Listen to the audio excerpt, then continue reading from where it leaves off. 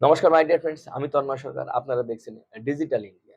উদ্যম credit card নিয়েই আজকে আমাদের ভিডিও। উদ্যম ক্রেডিট কার্ডটা কি এবং এখান থেকে কারা কারা বেনিফিটেড হতে পারেন, এর পুরো বিষয়টাই এই ভিডিওতে আলোচনা করা হয়েছে। তাই ভিডিওটি যারা অলরেডি এসে পড়েছেন তাদের প্রত্যেকেই বলবো একদম শেষ পর্যন্ত থাকবেন। উদ্যম ক্রেডিট কার্ড সম্পর্কে আর কোনো ভিডিও হয়তোবা আপনার দেখার প্রয়োজন হবেই না। এখান থেকে সমস্ত ডাউট আপনার ক্লিয়ার হয়ে যাবে।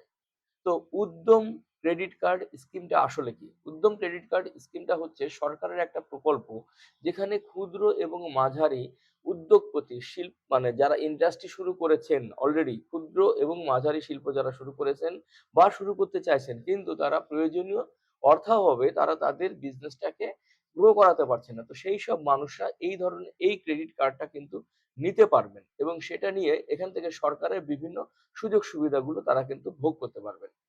তো কি সেই সুযোগ সুবিধা? উদ্যম ক্রেডিট কার্ডে সর্বোচ্চ ১০ লক্ষ টাকা পর্যন্ত লোন ফ্যাসিলিটিস আছে। যেখানে ৫ লক্ষ টাকা সম্পূর্ণরূপে ফ্রি হতে পারে। হয়তোবা আপনাকে ফেরত দিতেই হবে না। এবং ৫ লক্ষ টাকা পর্যন্ত আপনাকে ফেরত দিতে হবে। যেখানে কোনো হয়তোবা ইন্টারেস্ট লাগবেই না। এটা কিন্তু ম্যাক্সিমাম। এটা সব ক্ষেত্রে এটা হবে এমন কিন্তু কথা নয়। ম্যাক্সিমাম যারা আছেন তারা এই সুযোগ সুবিধাটা পেতে পারেন। তো এই সুযোগ সুবিধা পেতে গেলে আপনাকে কি যোগ্যতা থাকতে হবে আপনার? সর্বপ্রথম আপনাকে পশ্চিমবাংলার নাগরিক হতে হবে। পশ্চিমবাংলার নাগরিক বাদে ভারতবর্ষের অন্য কোনো স্টেটের যারা নাগরিক আছেন তারা এই আবেদনটা করতে পারবেন। এটা পশ্চিমবঙ্গের নাগরিকদের জন্যই। এবং আপনাকে অবশ্যই কোনো ক্ষুদ্র ইন্ডাস্ট্রি থাকতে হবে। কোনো শিল্প আপনাকে থাকতে হবে। আপনাকে এমএসএমই সার্টিফিকেশন থাকতে হবে। আর যদি এটা নাও থাকে তাহলেও আপনি পেতে পারেন। যদি আপনি স্টার্ট করেন, আপনাকে স্টার্ট করে ফেলতে হবে। স্টার্ট না করলে সরকার কিন্তু আপনাকে এই সুযোগ সুবিধাটা দেবে না। উদ্যোগ ক্রেডিট কার্ড আবেদন করতে গেলে কি ডকুমেন্টস লাগবে? নাম্বার 1, আপনাকে পশ্চিমবাংলার ভোটার আইডি কার্ড থাকতে হবে। নাম্বার 2, আপনাকে আধার কার্ড থাকতে হবে। নাম্বার 3, প্যান কার্ড থাকতে হবে। ব্যাংক স্টেটমেন্ট থাকতে হবে ৬ মাসের।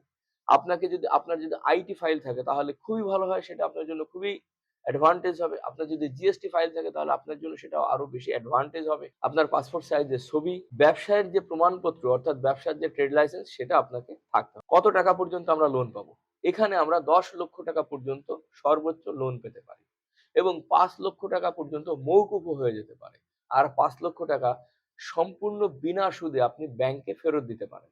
তবে এটা নির্ভর করবে বিভিন্ন ব্যাংক এবং আপনি এক্সাক্টলি কি প্রজেক্টের মধ্যে আছেন সেটার উপরে ডিপেন্ড করবে আপনি কত টাকা পর্যন্ত লোন পাবেন, আপনার বিজনেসের এরিয়া কত বড়। অ্যাকচুয়ালি সরকার বা ব্যাংক আপনাকে সঠিক তথ্য যাচাই বাছাই না করে তো আর দেবে না। যদি সমস্ত তথ্য সঠিকভাবে পেয়ে যায় তাহলে অবশ্যই তারা আপনাকে ১০ লক্ষ টাকা এবং ৫ লক্ষ টাকা পর্যন্ত সাবসিডি প্রোভাইড করবে। এখন প্রশ্ন হচ্ছে এটা আপনি কিভাবে আবেদন করবেন? তো সরকারি যে পোর্টাল রয়েছে, আপনাকে যে ডকুমেন্টস গুলো বললাম এই সমস্ত ডকুমেন্টস কিন্তু আপনাকে স্ক্যান করে নিতে হবে।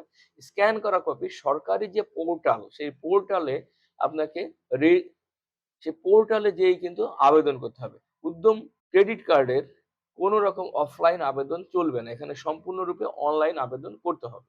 সর্বশেষ একটা কথা বলতে চাই, বন্ধুরা, এই ক্রেডিট কার্ড এখনো পর্যন্ত পশ্চিমবাংলায় শুরু হয়নি, তবে শুরু হতে চলেছে।